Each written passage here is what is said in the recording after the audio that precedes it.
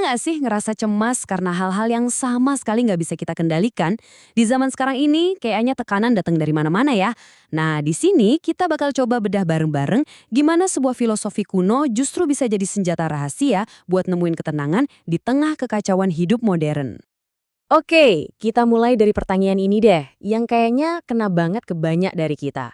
Rasanya tuh kita lagi lari terus-terusan di sebuah perlombaan, tapi seringkali kita bahkan nggak tahu lagi ngejar apa, atau garis finishnya di mana. Bener nggak?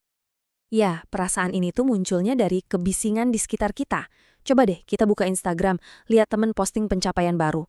Langsung deh kepikiran, kok hidup gue gini-gini aja ya? Belum lagi tekanan buat selalu kelihatan sempurna, khawatir sama omongan orang, sampai dorongan buat beli ini itu cuma buat gengsi. Ini semua tanpa sadar bikin kita jadi cemas dan overthinking terus-terusan. Tapi, gimana kalau solusinya itu bukan sesuatu yang baru, bukan aplikasi mindfulness terbaru atau tren self-help kekinian, tapi justru semacam operating system buat pikiran kita yang udah teruji ribuan tahun lamanya. Nah, yang keren banget dari stoicisme ini adalah sejarahnya. Filosofi ini bukan lahir di ruang kelas yang nyangan. Ini lahir dari kesulitan, dari seorang pedagang yang bangkrut, lalu dipraktekkan oleh budak, negarawan, sampai seorang kaisar Romawi. Jadi ini bukan cuma buat para filsuf atau kaisar doang, ini buat kita semua, buat manusia biasa yang menghadapi tantangan hidup. Oke, jadi apa sih intinya? Sebenarnya stoikisme itu berpegang pada satu ide. Satu ide yang super simple tapi powerful banget dan bisa mengubah cara kita melihat segalanya. Namanya dikotomi kendali. Konsepnya simple banget sebenarnya. Belajar misahin mana yang bisa kita kontrol dan mana yang enggak. Mana yang jadi urusan kita dan mana yang bukan.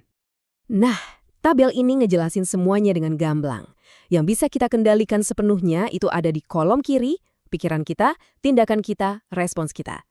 Sisanya, yang di kanan itu pendapat orang, cuaca, ekonomi, bahkan hasil akhir dari kerja keras kita, itu semua di luar kendali penuh kita. Sering banget kan kita bikin kesalahan fatal, kita ngegantungin kebahagiaan kita ke hal-hal yang ada di kolom kanan tadi. Kita berharap orang lain suka sama kita berharap proyek kita pasti berhasil. Nah, saat kita melakukan itu, kita sebenarnya lagi nyerahin kebahagiaan kita ke faktor-faktor yang nggak bisa kita atur. Terus gimana sih cara kerjanya di dunia nyata? Coba bayangin seorang sutradara. Dia nggak bisa ngontrol ulasan kritikus kan? Tapi dia bisa ngontrol kualitas filmnya. Atau seorang karyawan. Dia nggak bisa ngontrol keputusan bos soal promosi, tapi dia bisa ngontrol kualitas kerjanya setiap hari. Itulah pergeserannya. Fokus ke usaha, bukan ke hasil. Oke, stoicisme itu bukan cuma teori doang ya. Ini tuh kayak toolkit mental. Isinya alat-alat praktis buat ngelatih mental kita. Yuk kita lihat 2 di antaranya yang bisa langsung dicoba. Latihan pertama, ini namanya premeditatio malorum. Kedengarannya serem ya, tapi tujuannya bukan buat jadi pesimis loh. Justru sebaliknya. Coba deh pikirin satu hal yang bikin kamu cemas. Terus, bayangin skenario terburuknya. Apa yang bakal terjadi? Dengan membayangkannya, kita jadi sadar. Oh, ternyata kalau itu kejadian pun, gue masih bisa kok ngadepinnya. Ini latihan buat bikin kita lebih tangguh. Dan ini sejalan banget sama apa yang dibilang Seneca. Kalau kita udah siap mental sama kemungkinan terburuk, pas kejadian itu beneran datang, efek kejutnya nggak akan separah itu. Kita jadi nggak gampang panik. Oke, alat kedua, amor fati. Artinya mencintai takdir. Kalau yang tadi itu soal siap-siap sama yang buruk, yang ini levelnya lebih tinggi lagi.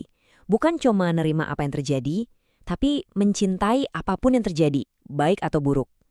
Anggap aja setiap rintangan itu bukan penghalang, tapi justru bahan bakar buat kita jadi lebih kuat dan lebih baik. Terus, apa sih tujuan akhirnya? Kalau kita rutin pakai alat-alat ini, kita lagi bangun apa sebenarnya?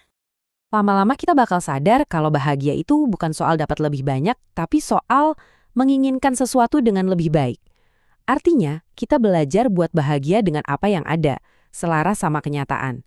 Jadi, fokusnya pindah dari ngejar-ngejar yang di luar ke ngatur yang di dalam diri.